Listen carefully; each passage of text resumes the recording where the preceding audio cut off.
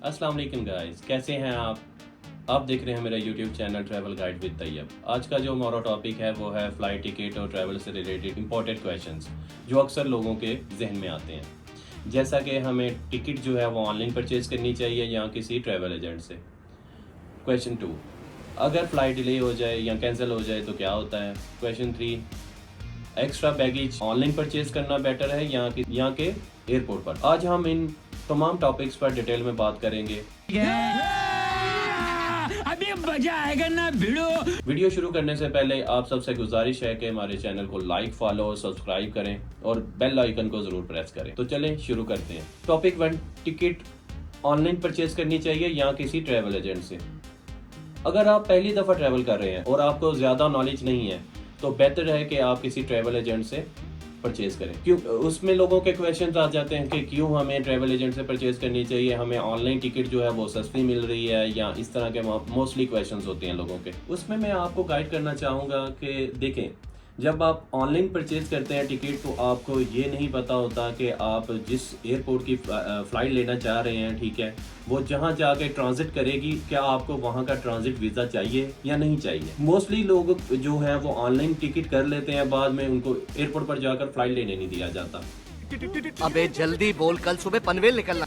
Passenger जब online ticket करता है तो उसको इन चीज़ों का इल्म नहीं होता कि उसने जो फ़्लाइट बुक की है वो थ्रू आउट है, सेम एयरलाइन है या कि आगे नेक्स्ट स्टेशन पे जाकर चेंज होगी। सेम ही है तो क्या उसने फ़्लाइट बुक की है उसका स्टे कितना ज़्यादा है कितना कम है, उसको इस चीज़ का इल्म नहीं होता। कुछ लोग सस्ती के चक्कर में फ़्लाइट बुक तो कर लेते हैं पर वो जब फ़्लाइट लेते हैं तो उसमें स्टे बहुत ज़्यादा होता है जिसमें उसको मुख्तलिफ दुश्वारियों का सामना करना पड़ता है। अगर नेक्स्ट स्टेशन पे एयरलाइन चेंज हो रही है तो ये चीज़ देखना बहुत ज़रूरी है कि टर्मिनल तो चेंज नहीं हो रहा, क्योंकि मोस्टली एयरपोर्ट्स के 2 से 3 टर्मिनल होते हैं। सपोज आपकी फ़र्स्ट फ़्लाइट का जो अराइवल है वो टर्मिनल 1 पे हो रहा है और जो आपने नेक्स्ट फ़्लाइट लेनी है जो डिपार्चर है वो टर्मिनल 2 से है। तो इस सूरत में आपको ये चीज़ हो कि आप अराइवल करेंगे, उसके बाद आप एयरपोर्ट से बाहर निकलेंगे, उसके बाद आप टर्मिनल 2 में एंटर होंगे, उसके बाद आप बोर्डिंग करवाएंगे। इस सूरत में आपको उस कंट्री का वीज़ा भी चाहिए होगा। मोस्टली ये लोगों को इस चीज़ों का इल्म नहीं होता जिसकी वजह से वो फ़्लाइट नहीं ले पाते। एयरपोर्ट पे जाके पता चलता है तो उसके बाद वो उनको ट्रैवल नहीं करने देते। और कुछ लोग जैसा कि उनका यूरोप का विजिट वीज़ा होता है और उन्होंने वहाँ जाकर TRC कार्ड अप्लाई करना होता है, वहाँ पे उनको TRC कार्ड मिल जाता है। जब वो टिकट बनाते हैं तो वो 1 वे टिकट बनाते हैं तो उन्होंने वहाँ ही रहना है, वापस नहीं आना। पर उनको जो टिकट है उनके वीज़े के अकॉर्डिंग उनको चाहिए होती है, रिटर्न टिकट मस्ट होती है।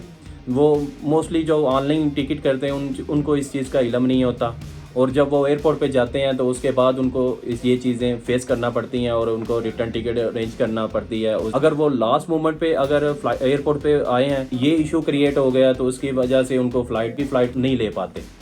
इन चीज़ों से बचने के लिए उनको प्रॉपर नॉलेज होना चाहिए या फिर उनको किसी अच्छे से कंसल्टेंट के पास जाना चाहिए जिसको वो जानते हों या जिस पे वो इत्मीनान करते हों। फ़्लाइट डिले या कैंसिल हो जाए, देखिए इसमें सूरतें होती हैं। अगर आपकी वजह से फ़्लाइट डिले है, वो डिले में नहीं आएगी, आप डिले हैं, फ़्लाइट तो टाइम पे चली गई है, तो उसमें क्या होगा कि वो एयरलाइन आपकी रिस्पॉन्सिबल नहीं होगी। एयरलाइन जो है वो आपको बोलेगी कि आप खुद इसको एक्सटेंड करें, उसमें जो एक्सपेंसिव होंगे वो आपको पे करना पड़ेंगे। अगर फ़्लाइट किसी इशू से टेक्निकल हो जाती है तो इस सूरत में क्या होगा, इस सूरत में वो जो एयरलाइन है वो रिस्पॉन्सिबल होगी, वो आपको फ़्लाइट चेंज करके देगी। वो आपको ऑप्शन भी देगी कि आपने सेम डे में ट्रैवल करना है। अगर आप सेम डे में ट्रैवल करना चाहेंगे तो वो उनके पास अगर किसी और स्टेशन पे फ़्लाइट अवेलेबल होगी तो वो वहाँ से आपको ट्रैवल करवा देंगे। अदरवाइज़ अगर वहाँ से ट्रैवल नहीं करवाते तो वो आपको ऑप्शन दे देंगे कि आप किस डेट में ट्रैवल करना चाहते हैं, तो वो आपको उस डेट में आपकी टिकट जो है वो चेंज कर देंगे। और बैगेज के हवाले से ये चीज़ है कि आपको हर सूरत हर हाल में बैगेज का अलाउंस पता होना चाहिए अपनी टिकट का और उसके अकॉर्डिंग आप बैगेज प्रिपेयर करके जाना चाहिए। अगर आपको पहले से पता है कि आपका बैगेज एक्सेस हो रहा है, बहुत ज़्यादा हो रहा है, तो उसको आप ऑनलाइन परचेज़ कर लें जिसमें आपको डिस्काउंट मिल जाएगा। अगर आप ऑनलाइन परचेज़ नहीं करते और बैगेज का एग्जैक्ट वेट आपको पता नहीं होता तो जब आप बोर्डिंग के लिए एयरपोर्ट पे जाते हैं, चेक इन काउंटर पे जाते हैं, तो चेक इन काउंटर वाले आपको बताते हैं कि आपका बैगेज जो है वो एक्सेस है, इतना बैगेज एक्सेस है, आपको इतनी पेमेंट करनी पड़ेगी। वो पर केजी के हिसाब से आपको पेमेंट बताएंगे। वो बहुत ज़्यादा होगी, उसमें आपको डिस्काउंट नहीं मिलेगा और पर केजी के हिसाब से आपको पेमेंट करना पड़ेगी और जिसकी वजह से आपको बहुत ज़्यादा अमाउंट जो है देना पड़ेगी। उसमें ये चीज़ है कि अगर आपको बैगेज के बारे में पहले से इंफॉर्मेशन होनी चाहिए कि आपका जो फ्लाइट की टिकट के हवाले से बैगेज अलाउंस है वो कितना है और आपका जो एक्चुअल बैगेज है वो कितना है, तब आपको ये इश्यूज फेस नहीं करने पड़ेंगे कि आपको एयरपोर्ट पे जाकर पता चलेगा कि आपका बैगेज एक्स्ट्रा है। अगर आपको पहले से पता हो कि आपका जो फ्लाइट टिकट है वो अलाउंस कितना है और आपका जो एक्चुअल बैगेज है वो कितना है, तो आपको ऑनलाइन परचेज करना चाहिए। उसमें ये हो जाएगा कि आपको डिस्काउंट भी मिल जाएगा और आपका बैगेज जो है वो भी स्मूथली चला जाएगा। अच्छा, हमको सिखा रिया है। इस तरह के मोस्टली क्वेश्चन जो हैं वो आपको नहीं पता होते, तो इसलिए बेटर है कि आप किसी ट्रैवल एजेंट से टिकट करें ताकि वो इस चीज़ का रिस्पॉन्सिबल हो और आपको प्रॉपर गाइड कर सके। लेकिन अगर आपको नॉलेज है ट्रैवल के बारे में तो आपको चाहिए कि आप ऑनलाइन परचेज करें, उसमें आपको सस्ती टिकट मिल सकती है। अगर आप पहली दफ़ा ट्रैवल कर रहे हैं तो मेरा ये सजेशन है कि आप टिकट अलाउंस के हवाले से अपना जो बैगेज है वो प्रिपेयर करके जाएं। तो दोस्तों, उम्मीद है आज की वीडियो आपके लिए हेल्पफुल होगी। नेक्स्ट वीडियो बैगेज और चेकिंग के हवाले से मैं आपको बताऊंगा। वीडियो देखने के लिए मेरे चैनल को लाइक, फॉलो और सब्सक्राइब करें।